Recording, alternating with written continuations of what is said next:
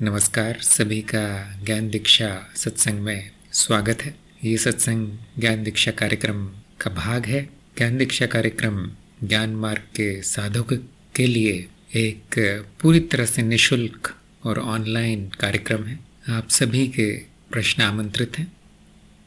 जब तक आपके प्रश्न आते हैं और आप कुछ लिखते हैं, तब तक मैं एक सूचना देना चाहता हूँ कि ज्ञान मार्ग प्रवेश द्वार वेबसाइट में कुछ बदलाव हुए हैं और कुछ सेवाएं जो बंद पड़ी थी वो अब धीरे धीरे शुरू हो रही हैं। ज्ञान दीक्षा कार्यक्रम के संस्करण 2 के साधक अब संस्करण 3 में आ गए हैं। संस्करण 2 अब चलेगा नहीं, उसके वीडियो फिलहाल दिखेंगे नहीं। अब आपको सारा कार्य संस्करण 3 में करना है। जो लोग चरण 2 में थे उनको अपने लेख यहाँ पर अपने पुराने लेखों को वापस लिखना पड़ेगा, या फिर पुराना अगर आपने सेव किया है तो उन्हीं को जमा करना पड़ेगा दोबारा। और चरण 3 या उसके ऊपर आपको कुछ नहीं करना है, बस उस संस्करण 3 में आगे बढ़ जाना है। अगर आपको कोई समस्या आती है तो कनिका को या मुझे सूचित करना है। वैसे तो लगभग सभी ने संस्करण 2 पूर्ण कर लिया है। चरण 2 संस्करण 2 सभी का पूर्ण हो गया है और अब आगे चरण 3 से सारे वीडियो कार्यक्रम आदि संस्करण 3 में होगा, तो इस बात का ध्यान रखिए। मैंने ये देखा है कि लोग नया खाता खोल रहे हैं क्योंकि संस्करण 2 अब उपलब्ध नहीं है, तो वहाँ के लोग यहाँ नया खाता खोल रहे हैं और वो परेशान हो रहे हैं कि हमारे लेख आदि कहाँ चले गए। तो मैं यही बताना चाहूँगा कि आप उस ईमेल से प्रवेश कीजिए जिससे आपने ज्ञान दीक्षा कार्यक्रम में खाता खोला था। दूसरे ईमेल से प्रवेश मत कीजिए, आपको फिर से खाता खोलना पड़ेगा, क्योंकि वो कार्यक्रम आपको ईमेल से ही जानता है और कोई पहचान नहीं है आपकी वहाँ पर। अगर वही ईमेल है जिससे आपने खाता खोला था पुराना, तो आपको दोबारा रजिस्टर नहीं करना पड़ेगा। और यदि फिर भी ऐसा ही होता है, वो कार्यक्रम कहता है कि दोबारा खाता खोल लीजिए, तो आप दोबारा खाता खोल के मुझे या कनिका को सूचित कर सकते हैं कि मैं तो चरण 4 में हूँ या 5 में हूँ, लेकिन मुझे चरण 2 में दिखा रहा है। तो आपका जो खाता है संस्करण 2 से 3 में लाया जाएगा। आपको दोबारा सब कुछ करने की आवश्यकता नहीं। तो ये थी सूचना है। यदि किसी के प्रश्न हैं तो पूछ सकते हैं। साहिल ने पूछा है वर्जन 2 और वर्जन 3 दोनों में अंतर क्या है। करीब करीब आधे वीडियो 50% वीडियो नए हो गए हैं, नए तरीके से बनाए गए और नई सामग्री जोड़ी गई है। और सबसे बड़ा परिवर्तन है कि चरण 2 में आपको कम लिखना पड़ेगा, क्योंकि 10 वीडियो करीब हटा दिए गए हैं जो माया से विज्ञान से संबंधित थे, वो हटा के तंत्र बोधि में डाल दिए गए हैं। और इसलिए अब कार्यक्रम छोटा हो गया है, आसान हो गया है। सभी वीडियो को काट छाट के छोटा छोटा कर दिया गया है ताकि आपको कम से कम समय लगे कार्यक्रम में। कुछ भाग साधना का, जैसे ध्यान आदि, जिसमें लोग परेशान होते थे कि वो कैसे करना है, क्या है, वो सब हटा दिया गया है। तो संस्करण 3 है और ऐसे भविष्य में हम इसको और सुधारते जाएंगे। जैसे जैसे मुझे अनुभव हो रहा है कि सबको कहाँ समस्या आती है, क्या कठिन लगता है लोगों को समझना, क्या करना कठिन लगता है, उसको हटा के कुछ आसान किया जाएगा। और कार्यक्रम का उपयोग भी आसान हो गया। उसमें जो सॉफ्टवेयर में गलतियाँ थी वो सुधारी जा रही हैं। और ये कार्यक्रम अब 4 भाषाओं में उपलब्ध होगा। अभी गुजराती और मराठी भाषाएं जोड़ी गई हैं संस्करण 3 में, और उनके वीडियो आदि पर कार्य चल रहा है, अभी पूरा नहीं हुआ। चरण 2 के वीडियो गुजराती और मराठी में उपलब्ध हैं। जो भी साधक गुजराती और मराठी भाषाएं अच्छे से जानते हैं वो इस कार्य में योगदान दे सकते हैं। शर्त यह है कि उनका चरण 8 पूर्ण होना चाहिए, उनका ज्ञान दीक्षा कार्यक्रम पूर्ण होना चाहिए, तो वो इस कार्यक्रम को बनाने में सहयोग कर सकते हैं। अगर हाँ, तो आप कनिका से ज़रूर संपर्क करें। अधिकतर कार्य अनुवाद का है। रेनू ने पूछा है साक्षी भाव ज़्यादा क्यों नहीं रहता है। तो पहली बात है कि पूरी तरह प्राकृतिक है। बचपन से लेके आज तक ये कभी किया नहीं है आपने, इस तरह की अवस्था में रहे नहीं है, तो वो ज़्यादा नहीं रहेगा। तो चिंता की बात नहीं है। इस कार्यक्रम में आप सीख रहे हैं कि कैसे साक्षी भाव बनाना है। ज़्यादा नहीं है, थोड़ा भी आ जाए तो आपने सीख लिया। सीखने पर जोर दीजिए, कम ज़्यादा की चिंता मत कीजिए। कई वर्षों तक अंधेरे में ही रहा है व्यक्ति, तो अब उसको थोड़ा तो समय लगेगा पुरानी आदत छोड़ने में। और आप ये भी देखेंगे कि मैं व्यक्ति हूँ, मैं मनोशरीर हूँ, ये पूरी तरह छोड़ना, ये भाव छोड़ना संभव नहीं है, क्योंकि आपको जीवन भी तो जीना है। जीवन में ऐसी बहुत सी घटनाएं होंगी जिसमें साक्षी भाव किसी काम का नहीं होगा, तब ना रहे तो ही अच्छा है। तब वहाँ पे जो इस जीव को करना होता है, मनोशरीर को, वही करना अच्छा है। और बाद में आपको याद आ जाएगा कि मैं साक्षी हूँ। तो जो भी अंधकार में हुआ है घटनाएं, उनको साक्षी भाव में दोहरा लेना है मनी मन कि ये हुई थी। तो अगर आप ज़्यादा देर नहीं रहते तो बिल्कुल प्राकृतिक बात है। समस्या ये नहीं कि आप ज़्यादा देर साक्षी भाव में नहीं रहते, समस्या ये है कि आप संघर्ष कर रहे हैं उस बात को लेके। आपका संघर्ष समस्या है, ना कि साक्षी भाव। संघर्ष छोड़ दीजिए। जो उपाय बताए गए हैं चरण 4 में वो कीजिए। चरण 4 में मैंने एक भी जगह नहीं बोला है कि आपको संघर्ष करना है। कभी कभी हम प्रयास शब्द उपयोग करते हैं, लेकिन वो प्रयास केवल पुरानी आदतों को, पुरानी अशुद्धियों को छोड़ने का ही है। जो पुराना है उसको छोड़ने में बड़ा प्रयास लगता है, साक्षी भाव को लाने में नहीं लगता। तो देखिए आप क्या नहीं छोड़ पा रहे हैं। ऐसी कौन सी अनावश्यक आदतें हैं जो आप छोड़ नहीं पा रहे, जिसके कारण साक्षी भाव चला जाता है। ध्यान दीजिए आपका साक्षी भाव कब चला जाता है। वो बातें, वो घटनाएं, वो क्षण एक जगह लिख के रखिए। ये हुआ था, साक्षी भाव चला गया। वो हुआ था, साक्षी भाव चला गया। इस व्यक्ति से बात की तो वो चला गया, इस व्यक्ति से बात की तो आ गया। लिख के रखिए। और ये जो आप ध्यान देंगे इस तरह से, वो आपको चरण 6 में बहुत काम आएगा, क्योंकि अशुद्धियाँ हैं। अब चरण 6 में इस पर कार्य करना है। चरण 4 में ज़्यादा चिंता नहीं करना, सीख लीजिए साक्षी भाव क्या होता है, ये सीख लीजिए। वो साक्षी भाव में आप रहते हैं तो वो किस प्रकार का अनुभव है, कैसा लगता है साक्षी भाव, कुछ अलग है या वैसे ही है, या नीरस है, या तकलीफ दे रहा है, या मन के अंदर कुछ नकारात्मक आ जाता है साक्षी भाव आने के बाद, क्या मन आपको कोसता है क्या। ये सब लिख के रखिए। और आपको ये सब रिपोर्ट में भी भेजना है, क्या होता है साक्षी भाव में, क्या नहीं होता है, रिपोर्ट में भेजना है आपको। सब जो साप्ताहिक रिपोर्ट आप भेजते हैं, ताकि आपके पास भी एक लिखित रूप में रहे, मुझे भी पता चलता रहे क्या हो रहा है। सीखने पर और अवलोकन पर जोर दीजिए, चिंताओं पर नहीं। ये क्यों नहीं हो रहा, वो क्यों नहीं हो रहा, कोई नहीं बता सकता क्यों हो रहा है, क्यों नहीं हो रहा है ना। यही तो प्रयोग है। हमने इसको प्रयोग क्यों कहा है, एक्सपेरिमेंट, क्योंकि आप नहीं जानते क्या होगा, मैं भी नहीं जानता क्या होगा। इसलिए 3 महीने हम देखते हैं प्रयोग करके।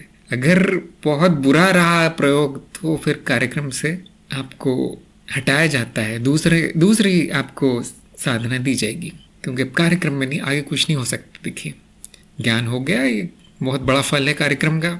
अब नहीं हो रहा है, आगे साक्षी भाव नहीं हो रहा है, ये सब नहीं हो रहा है, शुद्धिकरण नहीं हो रहा है, तो आपको यहाँ से हटा के दूसरी जगह भेज दिया जाएगा। और अगर साक्षी भाव अच्छा चल गया, आपकी रिपोर्ट काफ़ी अच्छी आ गई, 50% सही है, 50% गड़बड़ है, तो आप कार्यक्रम में आगे बढ़ जाएंगे। बाकी सब वैकल्पिक है, शुद्धिकरण आदि आदि।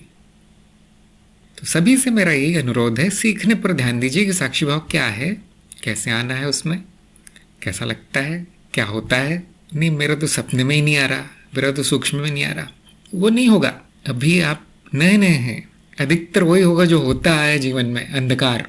अब आपको ज्ञान हुआ है, अब उसके जीवन में लागू करना है, उसको जीवन में उतारना है ज्ञान को। वो प्रेम से होगा। ज्ञान के प्रेम में जो पड़ गया, साक्षी के प्रेम में जो पड़ गया, वो नहीं भूलेगा। आपको ज़्यादा देर चाहिए तो ज़्यादा प्रेम होना चाहिए स्वयं से, स्वयं के तत्व से। और जो मनुशरीर है, क्या उससे नफरत होनी चाहिए? नहीं, उसका भी काम चलता रहेगा, बहुत उपयोगी है। मनुशरीर नहीं है तो फिर आपको साधना करने वाला भी नहीं है। मैंने देखा है कुछ लोग रिपोर्टों में प्रश्न पूछते हैं कि इसका क्या अर्थ है, उसका क्या अर्थ है, ये कैसे करना है। तो देखिए रिपोर्ट में मैं उत्तर नहीं दे सकता, वहाँ मेरे लिए लिखने के लिए छोटा सा बक्सा बना आता है, उसमें 4 या 5 शब्द लिख सकता हूँ मैं कि हाँ आगे चलिए, या ये कीजिए, वो कीजिए। 1-2 वाक्य हम लिख सकते हैं उसमें। आगे प्रश्न के उत्तर नहीं लिख सकता मैं वहाँ पे रिपोर्ट में।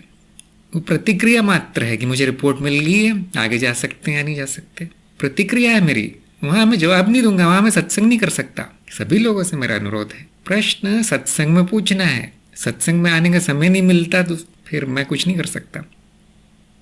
ये कार्यक्रम बहुमूल्य है, जीवन में पहली बार हो रहा है आपको इतना बड़ा मौका मिला है, घर बैठे आप कर पा रहे हैं। तो सत्संग में आगे प्रश्न पूछना है। अगर आ गए प्रश्न कुछ तो वहाँ नहीं, रिपोर्ट में नहीं भेजना है, और मुझे ऐसा संदेश भी नहीं भेजना है, ना ईमेल भेजना है प्रश्नों की।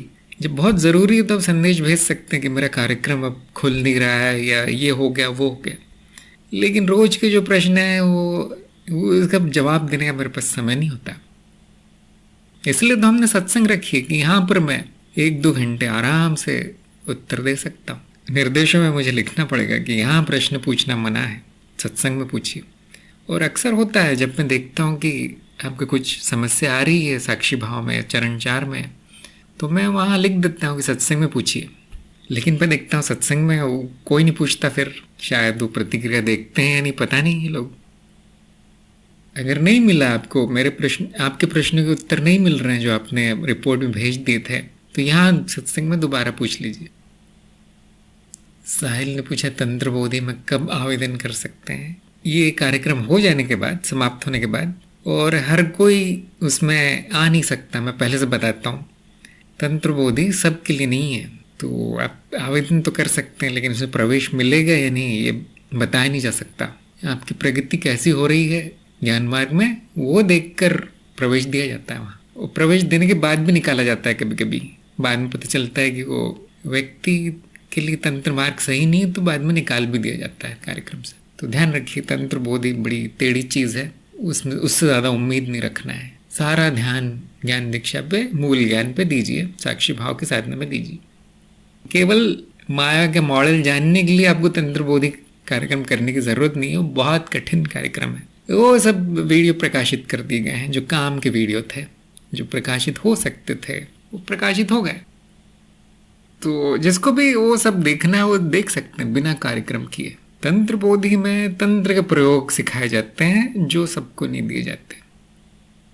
नेहा ने कहा है, जब अनुभव इंद्रियों के माध्यम से होते हैं तो उन अनुभवों को समझने के लिए भाषा भी उपयोगी है क्या?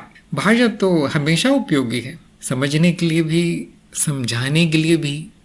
भाषा से क्या होता है कि जो अनुभव हुए हैं उसका ज्ञान व्यवस्थित करने में सहायता मिलती है। भाषा के माध्यम से व्यवस्था अच्छी हो जाती है उस ज्ञान की। नहीं तो अगर वो परिभाषित नहीं है, जो हुआ है अनुभव किसी भी इंद्रियों के माध्यम से हो, तो आप स्वयं को नहीं समझा पाएंगे कि क्या हुआ था, पता नहीं कुछ हुआ था, और दूसरों को तो बिल्कुल नहीं समझा पाएंगे। तो भाषा कभी कभी उपयोगी होती है, और यदि भाषा अच्छी है तो उन अनुभवों को भाषा के ताने बाने में बुन के स्मृति में रखा जा सकता है। वो भी ज्ञानी है, वो भी ज्ञानी है। इसमें एक बात ध्यान देने लायक है, केवल भाषा है तो वो ज्ञान नहीं है, अनुभव होना चाहिए। जैसे आपको कोई कहे शक्कर मीठी होती है, आप दोहरा सकते हैं शक्कर मीठी होती है, और ये स्मृति में छप जाएगा, ये शब्द, ये भाषा छप जाएंगे स्मृति में कि शक्कर मीठी होती है। जैसे कंप्यूटर में आप प्रोग्राम डाल सकते हैं, हाँ ऐसा वो भी बोल सकता है कंप्यूटर मीठी होती है, परंतु उसके पीछे कोई अनुभव नहीं है। तो भाषा के पीछे अनुभव ना हो तो वो ज्ञान नहीं है, शब्द है। और अगर भाषा नहीं है, केवल अनुभव है, कोई बात नहीं, लेकिन उसको समझना और समझाना और दूसरों को बताना कठिन हो जाता है। आप नहीं बता पाएंगे शक्कर कैसी है। और यदि कोई बोलेगा कि शरबत भी मीठा होता है, शहद भी मीठा होता है, तो अब भाषा ही आपकी सहायता करती जानने में कि हाँ वो शक्कर को मीठा कहा गया था, इन्होंने जो कुछ कहा है तो अनुभव कैसा होगा जाना जा सकता है। बिना शहद खाए शरबत पिए आप कह देंगे तर्क से कि हाँ वो भी मीठा होता है। मीठा क्या होता है मुझे पता है। तो जो भी अनुभव इंद्रियों के माध्यम से होते हैं वो स्मृति में संग्रहित होते हैं। वो अनुभव वैसा का वैसा तन्मात्राओं सहित संग्रहित होता है, साथ में उससे जुड़े हुए शब्द भी जुड़ जाते हैं, उससे संग्रहित होते हैं। उपयोगी है बहुत। रेनू ने कहा है जब भी ज्ञान की याद में होती है तो बहुत अच्छा लगता है, शांत होती हूँ। हाँ ये बातें आपको लिख के रखनी चाहिए, इसमें रिपोर्ट में भी लिखना चाहिए ताकि मुझे भी पता चले क्या होता है कुछ हो भी रहा है या नहीं वहाँ, कि मैं जान जाता हूँ। तो जब आपको लगे कि अब साक्षी भाव नहीं है आज, तो वो जो भावना आई है मन में, आई थी साक्षी भाव के समय की, अच्छा लगता है, शांति आती है, डर चला जाता है, स्पष्टता आती है, निर्णय लेने में स्पष्टता है, मेरा व्यवहार कैसे होगा उसमें स्पष्टता आती है। ये सब होता है ज्ञान के प्रकाश में। तो हो सकता है साक्षी भाव ना आए, लेकिन आपको वो याद आ जाए कि ये कैसा होता है, ये भावना कैसी होती है, ये वृत्ति कैसी होती है साक्षी होने की, ज्ञान में रहना कैसा होता है, उसका स्वाद कैसा है, वो प्रेम भाव कैसा होता है। अगर वो याद आ जाए तो आप देखेंगे साक्षी भाव आ गया। ये भी एक तरीका है। ऐसे बहुत से तरीके बताए गए हैं।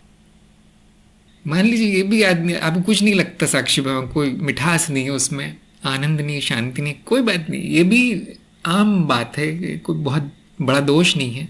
जो कई जन्मों से साधना कर चुके हैं साक्षी भाव की, उनके लिए आम चीज होगी। कोई रस नहीं होगा, कोई रहस्य भी नहीं होगा, कोई आनंद शांतवान कुछ नहीं लगेगा, बस लगेगा हाँ मैं साक्षी हूँ, इससे ज्यादा कुछ नहीं होता। वो बहुत प्राकृतिक है स्थिति, कोई बात नहीं।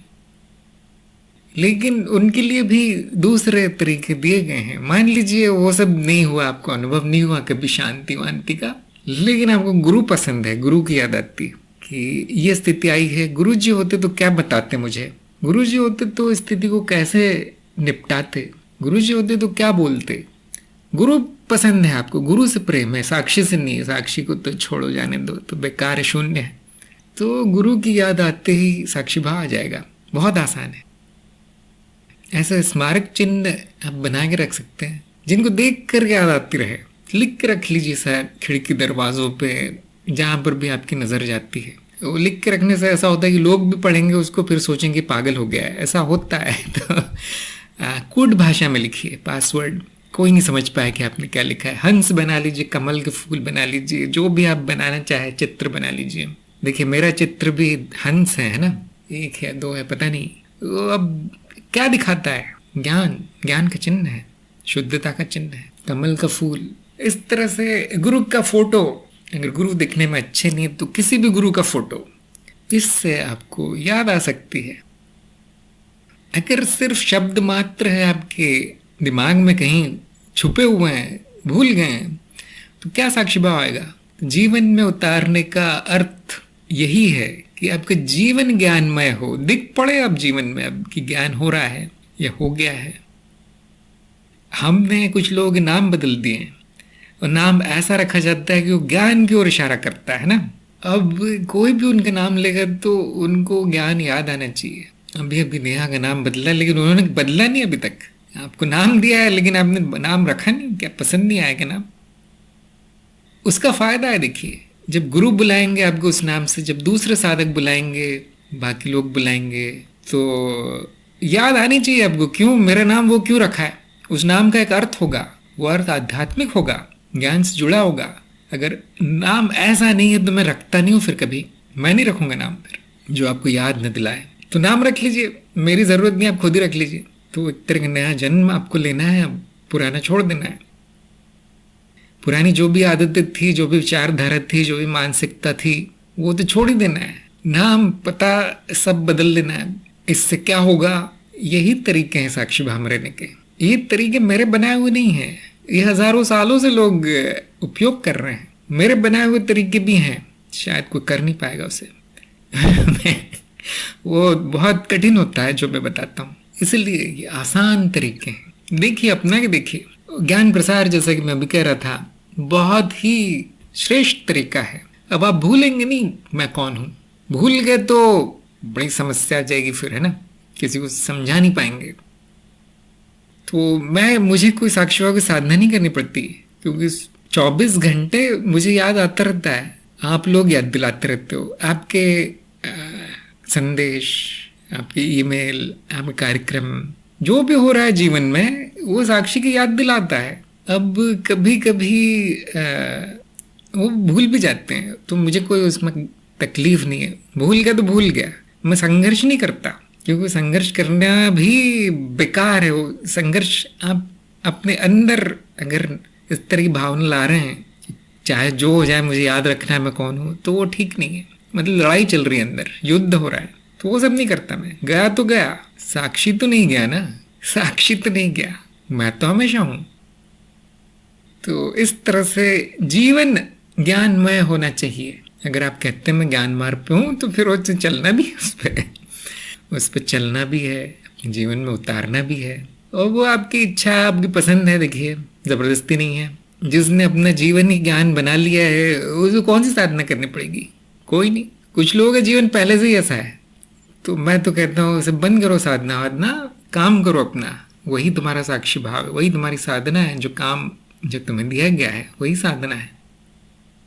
तो कुछ लोग कहेंगे नहीं हमें नहीं करनी साधना वाधना, साक्षी भाव क्या काम है, इसका कुछ फायदा नहीं होता। तो बिल्कुल नहीं करनी है, फिर आनंद नहीं है उसमें तो नहीं करना है। अंजू का प्रश्न आया है, तंत्र बोधि के क्या लाभ है? माया का ज्ञान हो जाता है इसमें, और आपके माया से संबंधित प्रश्न शंकाएं दूर हो जाती हैं। और इसका लाभ ये है कि आप किसी उल्टी सीधी जगह से तंत्र नहीं सीखना चाहेंगे, फिर आप कुछ उल्टा सीधा काम नहीं करना चाहेंगे। आपके जीवन में जो हानि हो सकती थी इस तरह की साधना से, वो उससे बच जाएंगे।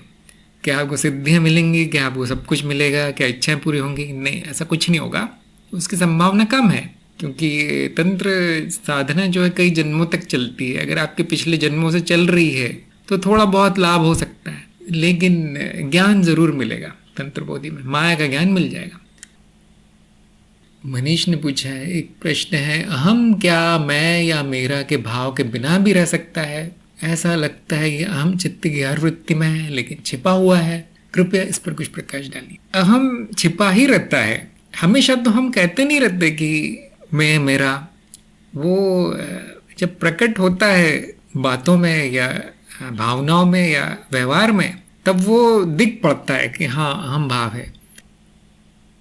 नहीं तो वो मूलभूत है, वो मतलब इस व्यक्ति के लिए वो इतना जरूरी है कि उसके बिना वो व्यक्ति नहीं है। अहम भाव के बिना व्यक्ति जीवित नहीं रह सकता।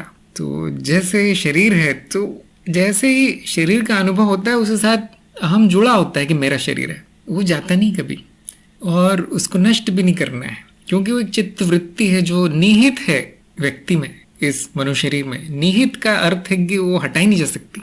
तो खून में है, सामान लीजिए, वो नहीं जाता।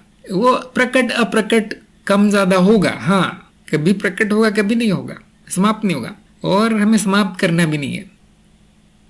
ज्ञान क्या है कि वो मैं नहीं हूं, अहम भाव मिथ्या है, अहम भाव वृत्ति है, मनो शरीर ही अपने आप में माया है, तो उसको मैं कहने वाला भी माया है, धारणा है। बस इतना जान जाए, ये ज्ञान हो जाए, फिर वो अहम रहे ना रहे एक ही बात है, सपने जैसा है, फिर वो सपने का भाग है। और अहम का कार्य है इस जीवन को बनाए रखना, व्यवहारिकता में बहुत काम आता है। मैं मनो शरीर हूँ, ये वस्तु मेरी है, घर मेरा है, ये पत्नी मेरी है, ये बच्चे मेरे हैं, ये धन मेरा है, ये देश मेरा है। ये सब आपको जीवित रखने में बहुत उपयोगी है, जीवन को चलाने में। जाना नहीं चाहिए वो, कभी कभी उसका स्मरण चला जाएगा, जैसे साक्षी का स्मरण चला जाता है, अहम का भी चला जाता है। मैं मनो शरीर हूँ, याद नहीं रहता। मान लीजिए आप मधुर संगीत सुन रहे हैं, सिनेमा देख रहे हैं, उसमें खो गए पूरी तरह से। अब वहां पे वो भावना, वो अहम भाव, वो सब समाप्त है। ये बहुत से लोग जो नशा करते हैं या करते थे वो देखेंगे शराब पीने के बाद वो अहम नहीं रहता, इतना नहीं रहता वहां पे। बहुत सी चीजें समाप्त हो जाती हैं उसमें, अहम भाव समाप्त होता है। समाप्त नहीं है, कम होता है। उस व्यक्ति को होश नहीं होता कि वो क्या है, कौन है, मेरा नाम क्या है, कौन क्या है, कुछ उसे पता नहीं होता, पगला सा जाता है करीब करीब। लेकिन अब देखिए आनंद में है वो शायद इसीलिए वो शराब पीते हैं, क्योंकि अहम के कारण दुख बहुत आता है। पुरानी बातें याद आती, जहाँ जहाँ अहम का पे प्रहार हुआ था, उस पे चोट पड़ी थी, वो सब हमेशा याद रहता है।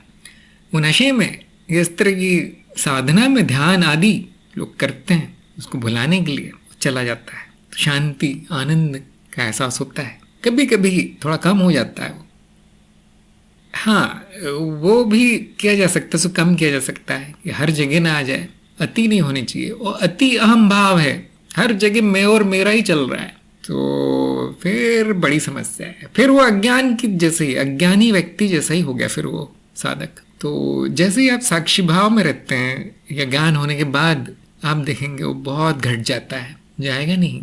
जहाँ जरूरी है वो मैं और मेरा बोल ही देगा, ये मनुष्य जीव मनुष्य शरीर, हाँ ये मेरा है, हाँ मैं हूँ, मैं मेरा नाम ये है।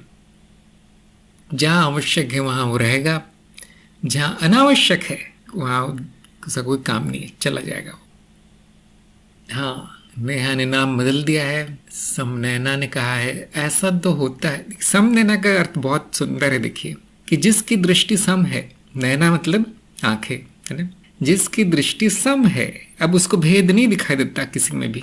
मैं और मेरा तो दूर की बात है, उसको अनुभव और अनुभव करता में भेद नहीं दिखता, वो समनैना है। तो देखिए अगर आपको ये नाम पसंद नहीं है तो दुख की बात है, क्योंकि इससे आपका साक्षी भाव तुरंत आ जाएगा। उसका अर्थ आपने जान लिया, वहीं साक्षी भाव आ जाएगा। तो उन्होंने कहा है कि हमारे साथ हम ऐसा सोचते हैं अगर गुरु होते तो इसका क्या समाधान होता। गुरु की आज सुबह उठते ही आ जाती मन में बातें, क्या करते हैं हम लोग। हाँ, ये बहुत अच्छा साधन है। गुरु और शिष्य का संबंध कभी नहीं टूटता। अब वो गुरु तो नहीं रहेगा हमेशा, लेकिन जो मन में जो गुरु है वो हमेशा रहेगा। ये असली संबंध है। गुरु शिष्य का संबंध हृदय में है, बाहर नहीं। बाहर कुछ नहीं, बाहर कोई किसी का नहीं है। सब मतलबी है जनता, सारे गुरु मतलबी स्वार्थी होते हैं। तो जिस गुरु को आपने मन में बसाया है वो आपको याद दिला देगा। तो गुरु के लिए प्रेम, गुरु के लिए आदर आपको साक्षी भाव में स्थित कर देगा। अब कोई और साधना नहीं करनी पड़ेगी, हमेशा याद रहेगा। साक्षी भूल जाएंगे, गुरु याद रहेगा। कि मैं भूल कैसे गई, मेरे गुरु होते तो डांटते। हाँ, आ गया साक्षी भाव इसका मतलब।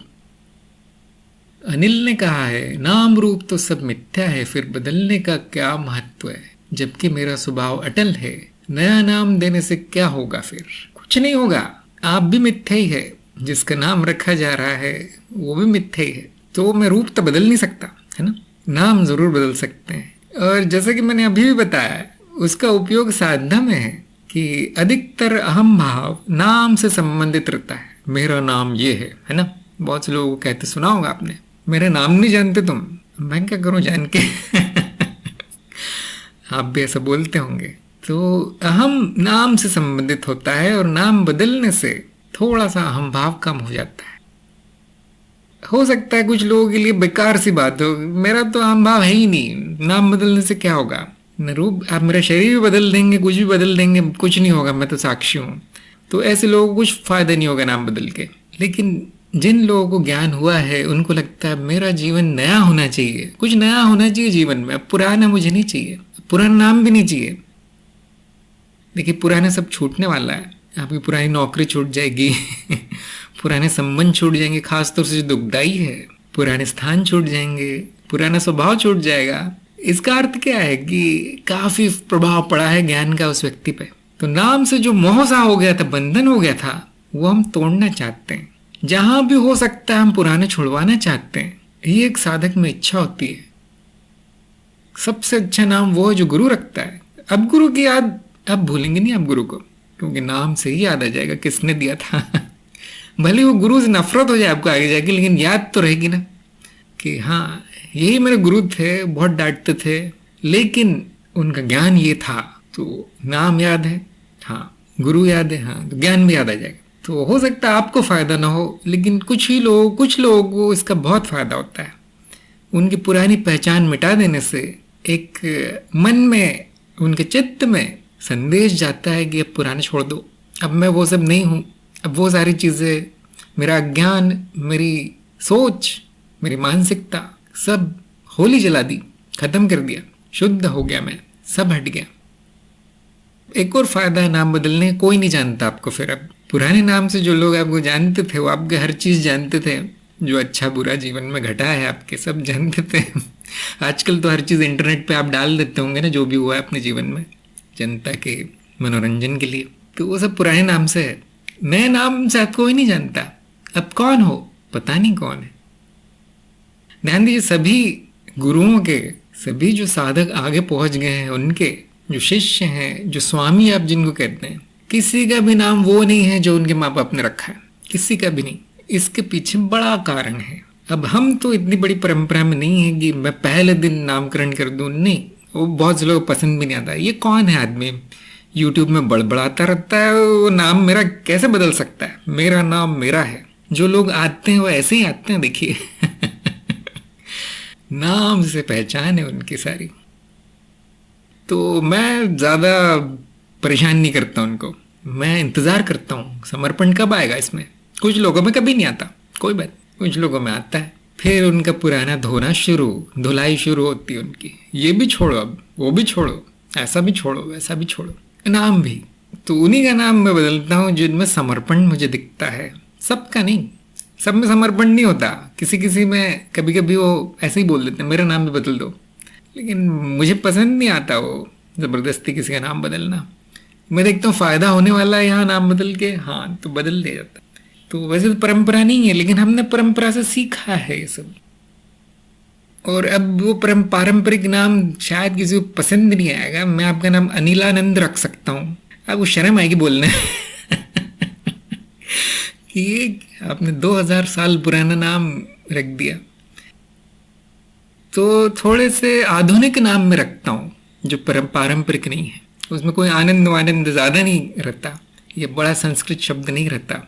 लेकिन परंपरा में तो पहले दिन नाम बदला जाता है, यहाँ पे कपड़े वपड़े भी बदल दिए जाएंगे, यहाँ पे सिर भी बाल वाल काट के सब सफाई कर दी जाती पहले दिन।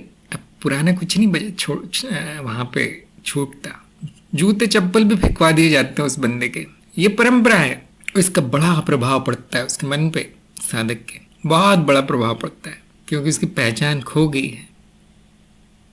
तो अहम भाव क्या होगा, वो मर जाएगा, अहम ही मर जाता है उसका पूरी तरह से। अब वो करोड़पति था, मान सकते हैं आप, संसार में डॉक्टर वॉक्टर प्रोफेसर लगा के आया अपने नाम के आगे, सब छीन लिया जाता है बेचारे का, क्या रह जाएगा उसका।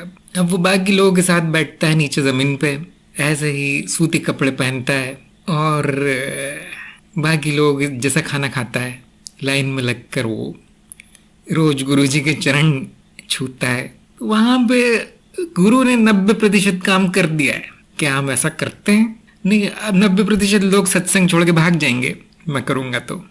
आप लोग बहुत अलग किस्म के लोग हैं, शिष्य नहीं बन सकते अभी, इसलिए प्रयास किया जाता है कि चलो पहले ज्ञान लो, फिर देखेंगे क्या तुम्हारा कर सकते हैं हम। तो जो समर्पित है उनको इतना बदला गया है कि अब पहचान में नहीं आते वो लोग। उनके घर परिवार तक छुड़वा दिया मैंने, बाद में पछताते हो कि मैंने ऐसा क्यों किया लेकिन यही है उनके। अब बोले अब इसमें फायदा क्या है ना, महत्व तो क्या है इसका। देखिए उस साधक के कम से कम 20-25 जन्म बच गए, उसकी प्रगति इतनी तेज हो जाती है कि जो कार्य कई जन्मों में होना था एक जन्म में हो गया। लेकिन मैं सबके साथ ऐसा नहीं करूंगा, डरिए मत। आप जितना झेल सकते हैं आपसे उतना ही करवाया जाएगा, ज्यादा नहीं है ना। केवल कार्यक्रम करने मात्र से कोई शिष्य नहीं बन जाता। शायद आप लोगों को ये समझ में नहीं आए बात। जो पढ़ाना शुरू करेगा वो पता कर पाए, उसको ये बात समझ में आएगी कि शिष्य व्यक्ति कब बनता है। गुरु शिष्य का संबंध प्रेम का है, वो वीडियो देखने से और वहां लिखने से नहीं होता। वो बाद में समझ में आता कौन मेरा शिष्य है, अभी नहीं। तो जो लोग ज्ञान प्रसार करेंगे उनको धीरे धीरे अनुभव होगा कौन शिष्य होता है कौन नहीं। शुरू में सब आ जाते हैं, मैं शिष्य हूँ आप गुरु हैं, सब दिखावा है वो। फिर हम भी दिखावा ही करते हैं, हाँ शिष्य हो अब शुरू हो जाओ। ऐसा बहुत कम होगा जो पहले दिन से शिष्य होगा, और वो पूर्व जन्मों के संबंध होंगे।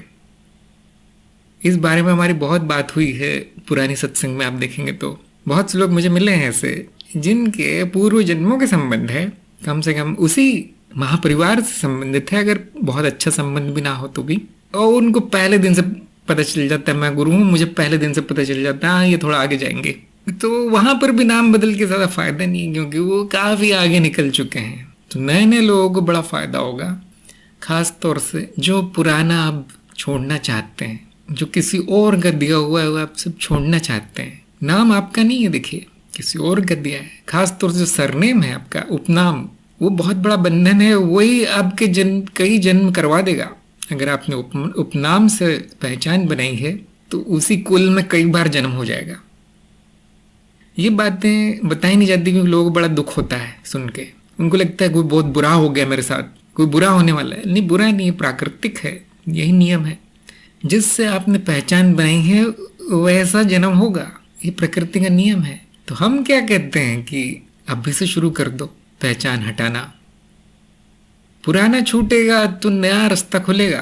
पुराने से आप बंधे हुए हैं रस्सियों से, बेड़ियों से, आगे कैसे बढ़ेंगे? कितना भी ज्ञान हो जाए वो ज्ञान भुला दिया जाएगा, पुराने को महत्व दिया जाएगा।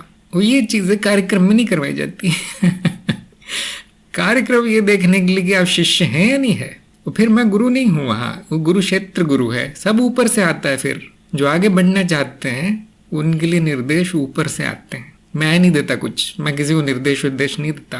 कार्यक्रम हो गया, नमस्ते। मैं माध्यम बन जाता हूँ निर्देशों का कभी कभी। और अगर वो बहुत अच्छी प्रगति कर गया साधक तो उस गुरु क्षेत्र उसको डायरेक्टली सीधा निर्देश देते हैं, मुझे बीच में नहीं आना पड़ता। ऐसे बहुत कम है, बहुत कम है। नाम बदलने के परिणाम होंगे, उसके लिए तैयार रहना है। फिर आपको बहुत से लोग स्वीकार नहीं करते नाम, बोल दिया इन्होंने, मैं यहाँ टेलीग्राम में बदल देता हूँ, लेकिन मन में स्वीकार नहीं हुआ तो फिर उससे कुछ फायदा नहीं होगा। विरक्ति आ चुकी है, समझने ने कहा है। हाँ, तो आपका जीवन अब आराम से बीतेगा ना। आपको कुछ ज्यादा करना है ना मैं कुछ बोलूंगा करने के लिए, ना कोई निर्देश होगा। ऐसे बहुत से लोग होते हैं ना, आप तो मुझे कुछ बताते ही नहीं कुछ करने के लिए। मैंने कहा आराम करो, शांति आनंद में रहो। नहीं, आपने तो उसको ये बता दिया, इससे ज्ञान प्रसार करवा दिया, मुझसे कुछ नहीं बोला। तो ऐसे लोगों का कोई निर्देश दे के फायदा नहीं है, कोई साधना करवा के फायदा नहीं है, क्योंकि उनका जितना हो सकता था हो गया है कार्य। आराम करना है उनको, या फिर संभावना नहीं, वो अब इतना ही हो सकता है इस जन्म में, उनका प्रारब्ध इतना ही था। और ये भी बहुत बड़ी उपलब्धि है। तो कभी कभी मैं समझ जाता हूँ कि यहाँ पर निर्देश नहीं देना है इनको। तो वैसे लोग खुश होना चाहिए कि मेरे लिए करने का कुछ बचा नहीं ज़्यादा। मैं ये भी बोल सकता हूँ कि हाँ, बंधन काटो, सारे पुराना ख़त्म करो, ऐसा कर लो वैसे, लेकिन मैंने देखा उसके प्रभाव अच्छे नहीं पड़ते। व्यक्ति दुखी हो जाता है कि मेरा आराम से जीवन चल रहा था, ये कहाँ से आ गई मुसीबत। जो प्राकृतिक हो रहा है अगर मैं देखता हूँ ठीक हो रहा है तो कोई नहीं, आराम करो, अपने आप ही होगा जो होगा। कभी कभी मैं कहता हूँ हाँ, आपकी ये इच्छा बची है, इसको पूरी करो। नहीं, ये तो सांसारिक इच्छा है, नहीं फिर भी पूरी करो। क्यों? क्योंकि सांसारिक इच्छाओं से संसार में वापस आओगे। तो करवा दी जाती पूरी, ऊपर जुगाड़ है ऊपर जुगाड़ लगा के आपकी इच्छाएं पूरी करवा दी जाती है, जो आपकी प्रकृति रोक सकती थी। रेणु ने कहा है गुरुदेव से जो भी मिले मेरे लिए अमूल्य है। हाँ जी, अमूल्य ही है। अमूल्य उस नाम में नहीं है, जो मिला है उसमें ज्यादा नहीं है जितना कि आपकी भावना में है। अगर आपके लिए वो भाव आ गया है मन में कि ये बहुत मूल्यवान है, बहुत महत्वपूर्ण है मेरे लिए, इसी से मेरी प्रगति होगी, तब वो होती है। ध्यान दीजिए, अगर नाम से प्रगति होती है तो सबसे मैं नियम बनाया था, सबको नाम ये होना चाहिए, सबका नाम क ख ग आनंद। नहीं, ऐसा कोई नियम नहीं है, क्योंकि भावना महत्वपूर्ण है, स्वीकार भाव महत्वपूर्ण है। हाँ, गुरु ने कहा है तो कुछ सोच ही कहा होगा, मेरे भले के लिए कहा होगा, ऐसा महत्व होता है उस बात का, भार होता है, तो वो प्रगति करवाता है। फिर कभी कभी मैं लोगों के पीछे पड़ रहता हूँ, रात दिन बोलता हूँ ऐसा करो वैसा करो, ये क्यों नहीं हुआ, वो क्यों नहीं हुआ। तो मैं देखता हूँ कुछ फर्क नहीं पड़ रहा उनमें, कुछ नहीं। कभी कभी किसी को मैं एक शब्द ऐसे टेलीग्राम में भेज देता हूँ और वो 1-2 हफ्ते बाद, 1-2 महीने बाद वहां से आता है, मैंने आपने जो बोला था मैंने किया, मेरा सारा जीवन बदल गया। अब मुझे तो याद भी नहीं है मैंने क्या क्या किया तुमने मैंने क्या बताया था तुम्हें ऐसा। तो वहां पे ये हुआ है कि उसने गंभीरता से लिया उसको, उसके लिए महत्व था, इसलिए वो कार्य कर गया। और पहले मामले में रोज बोल रहा हूं मैं, लेकिन नहीं हो रहा है कुछ, महत्व नहीं दिया जा रहा। न उस बंदे को या उस साधक को, साधिका को उसका महत्व समझ में आया, कोई महत्व नहीं समझ में आया उसको, इसलिए तो नहीं स्वीकारा उसको। तो ध्यान दीजिए, सब कुछ गुरु नहीं कर सकता, आधी जिम्मेदारी शिष्य की होती है। इसलिए मैं कहता हूं बाद में पता चलता है शिष्य कौन था। अनिल ने कहा है मेरी सुबह बोधिवार तक शुरू होती है और रात बोधिवार तक खत्म, मेरा दिन सत्संग में बीतता है, क्या इसे अति कहेंगे? नहीं, अति नहीं, यही आपका जीवन है। अति हम किसे कहते हैं? जिसके बुरे परिणाम आ रहे हों, उसे हम अति कहते हैं। तो जैसे आपका 24 घंटे साक्षी भाव रहे, तो क्या मैं कहूँगा अति हो गई, थोड़ा सा अब हम भाव लेकर आओ इसमें? नहीं, कभी नहीं कहेंगे हम, क्यों? वही जीवन है। तो उसके परिणाम देखिए, आपने अपना जीवन अध्यात्म को समर्पित कर दिया है, देखिए उसके अच्छे परिणाम आ रहे हैं या नहीं, आपको आनंद आपके जीवन में आ रहा है नहीं? अच्छा परिणाम क्या है? आनंद है, सुख है, शांति है, आपके काम भी नहीं रुक रहे हैं, आपने मान लीजिए आप अपने काम छोड़ के, घर परिवार छोड़ के कर रहे हैं, तो फिर समस्या हो गई फिर, है ना, क्योंकि वो दुख के रूप में आप वापस आएगा कर्मों का फल। तो ऐसा कुछ नहीं है। अगर आपका जीवन ही ये बन गया है अध्यात्म, बोधि वार्ता नहीं होता, कोई और होता है ना। लोग शास्त्र पढ़ने से शुरू करते हैं, कोई गीता पढ़ने से अपना दिन शुरू करता है। इस तरह के लोग हैं जो अध्यात्म समर्पित है। तो ऐसा हो सकता है ऐसा। मैं अपना दिन कैसे शुरू करता हूँ, किसने लेख लिख दिए, किसका अब रिव्यू करना है, समीक्षा करनी है, किसको क्या समस्या आ रही है, मेरा दिन ऐसे शुरू होता है। देखिए कितने लोगों के फ़ोन आके चले गए जब मैं सो रहा था कितने लोगों के संदेश आके चले गए बेचारों के, मैं जवाब नहीं दिया। तो क्योंकि यही जीवन हो गया है, यही साधना हो गई। तो क्या आती कहेंगे, यही जीवन है। देखिए हाँ, अगर आप काम पूरे रुक गए हैं, अब जीवन में और कुछ हो नहीं पा रहा है जैसे, तो फिर रति कहेंगे। हाँ, लेकिन आप कब तक रुकेंगे, है ना, संसार के लिए कब तक रुकेंगे। एक दिन तो ऐसा आएगा जब सब छूटेगा और ये अति ही अच्छी लगेगी फिर। तो अपने दुख पर ध्यान रखिए कि कहाँ से दुख मिल रहा है, क्या कारण है जिसके कारण न चाहते हुए भी दुख आ रहा है, जीवन में अशांति आ रही है। तो आप कहेंगे कि हाँ अभी अति हो गई, अब थोड़ा वीडियो कम कर देता हूँ, थोड़ी सत्संग कम कर देता हूँ, जो ज़रूरी काम है पहले निपटा देता हूँ, वो सब करके फिर मैं वो सब करता रहूँगा जो मेरा जीवन है, जो मेरा प्रारब्ध है। अध्यात्म आप लोगों का प्रारब्ध है। जो इस सत्संग में बैठे हैं, जो इस कार्यक्रम में आए हैं, बिना किसी सिद्धि के बताया जा सकता है कि तुम्हारा ही प्रारब्ध है, यही करोगे। मैं तुम्हें निकाल दूंगा तो भी किसी और गुरु के पास जाएंगे, तुम वही करोगे। मैं कहूँगा बोधि वार्ता बंद करो, तुम कुछ और कोई और वार्ता शुरू कर दोगे, यही प्रारब्ध है।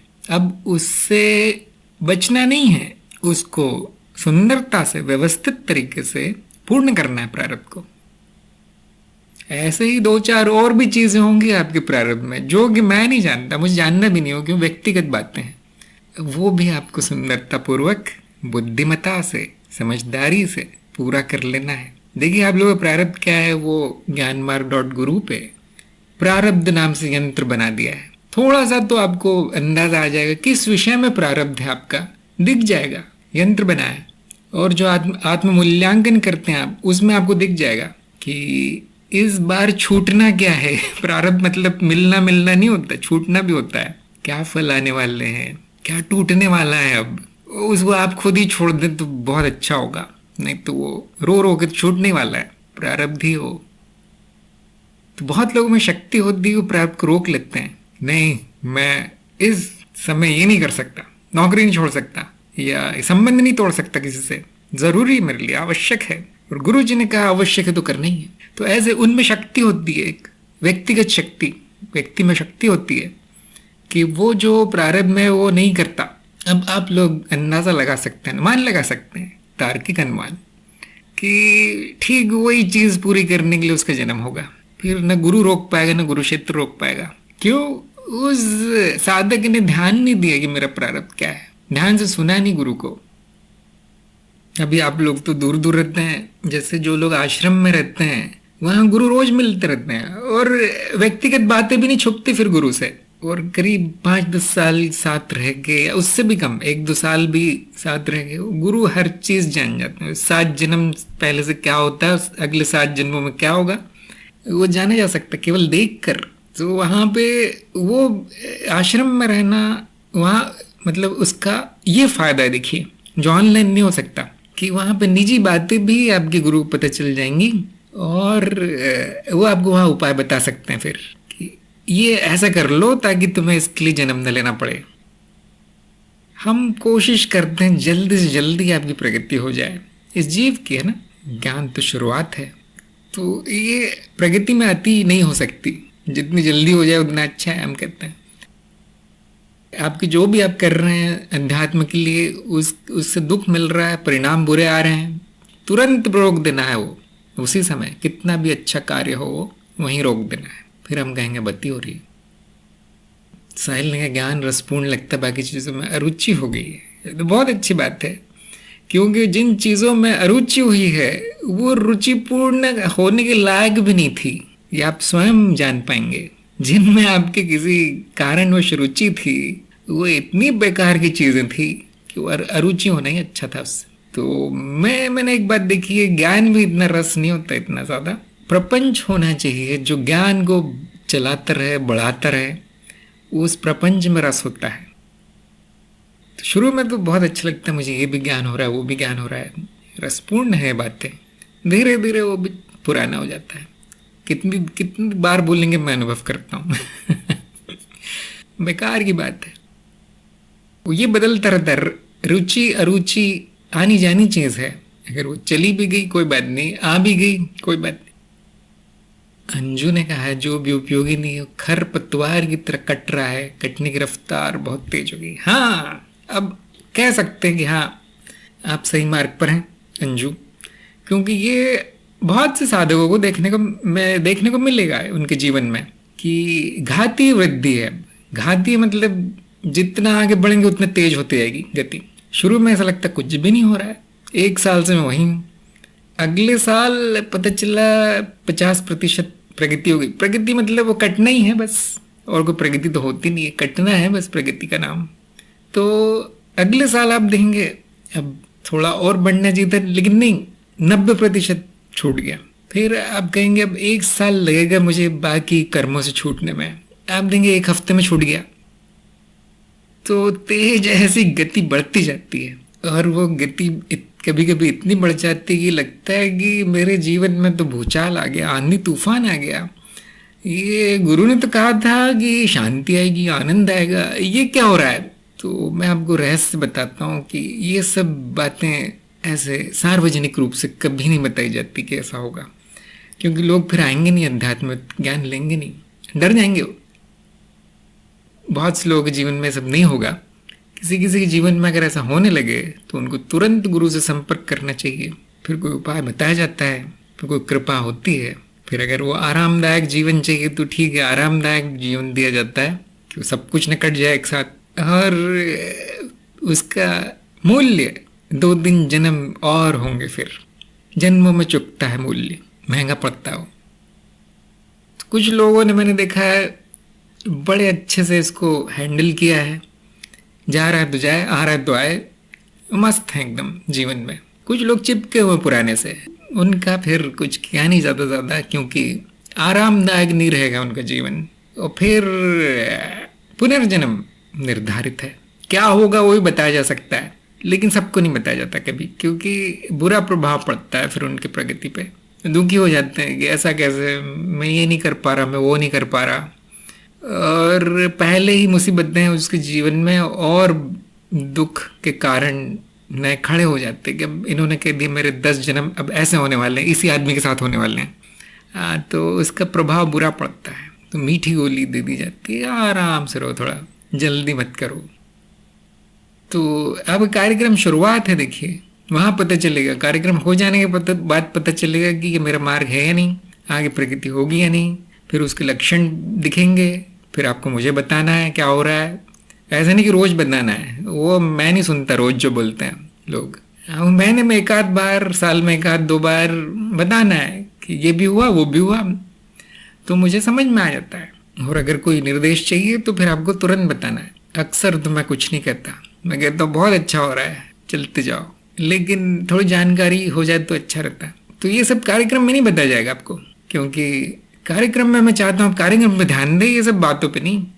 इन बातों पे ना हमारा वश है, ना हम ज़्यादा कुछ कर पाते हैं इसके लिए, हम बस प्रार्थना कर पाते हैं। मैं खुद प्रार्थना ही करता हूँ, मेरे जीवन में भी यही सब हो रहा है। आपको क्या लग रहा होगा, आराम से यहाँ पे बैठ के उपदेश देते रहते हैं कुछ ना कुछ होता ही रहता है, यहाँ पुराना है वो कट रहा है, समझ में आएगा आपके मार्ग पे चलते रहिए। अगर आप देखेंगे ना मुझे कुछ समझ में आ रहा है, न मेरा कार्यक्रम अच्छा हुआ, न मुझे याद रहता है, ना ये साक्षी भाव क्या होता है पता ही नहीं है, और तो और मेरी रुचि कहीं और ही है, कुछ और ही पसंद आ रहा है मुझे, कोई और गुरु अच्छे लग रहे हैं, तो अब बताया जा सकता है कि ये आपका मार्ग नहीं है।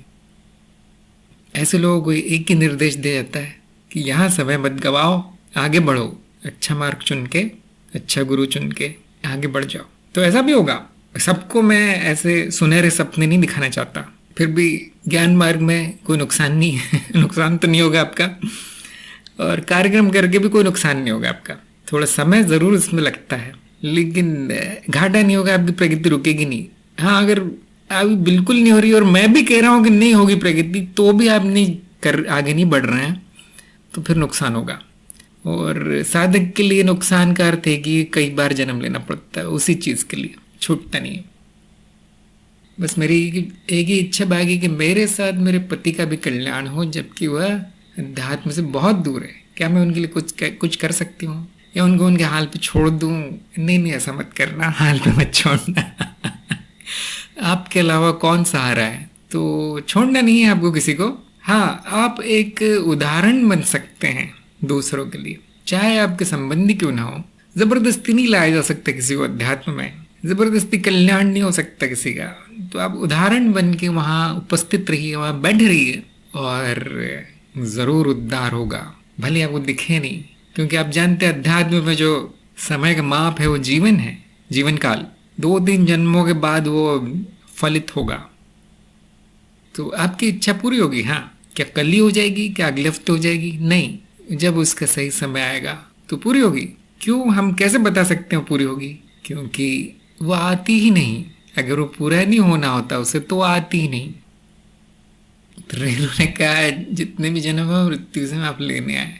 ये बात तय है कि जो अध्यात्मिक समर्पित है, भले उनका गुरु हो ना हो, वो लेने आए या नहीं आए, कुछ कह नहीं सकते ना, लेकिन उनका जन्म भी अच्छा होता है, उनकी मृत्यु भी अच्छी होती है। अध्यात्म का क्या फायदा, लोग पूछते हैं। मैं अक्सर कहता हूँ कोई फायदा नहीं, सब तो छूटने वाला है। लेकिन कुछ छुपे हुए फायदे हैं जो सबको बता के फायदा नहीं है, क्योंकि हो सकता है उनके साथ ना हो, फिर उनका विश्वास टूट जाए कि वो गुरु तो ऐसा कहते थे लेकिन हुआ कुछ और।